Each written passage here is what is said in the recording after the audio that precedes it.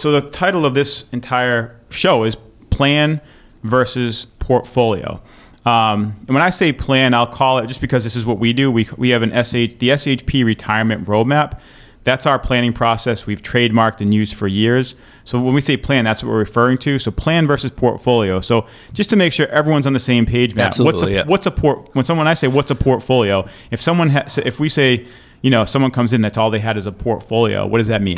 So to kind of walk through that entire process, I think when people just have portfolios, they come into a meeting, let's say for the first time, and the meeting itself is focused on two aspects. One is they'll talk, so the advisor, whoever that may be, will talk to the client, and they'll talk a lot about risk tolerance. They'll talk about, like, okay, are you moderate? Are you conservative? How do you get stressed out if the market goes down, and things along those lines. So they'll take down some basic financial information, but a majority of what they're looking for is what's the client's risk tolerance? Like, how much are they willing to lose, right?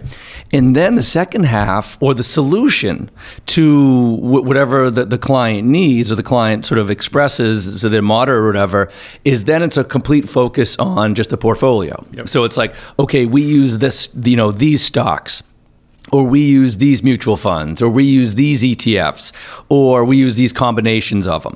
And then they talk about their investment committee, where generally speaking, their portfolio and their investment committee, sometimes it's in-house, other times it's, levels away, where it's being managed down in New York, or it's being managed in Boston or Philadelphia or Florida, where, generally speaking, when the consumer is talking to the advisor really is just sort of parroting whatever investment committee is saying to them.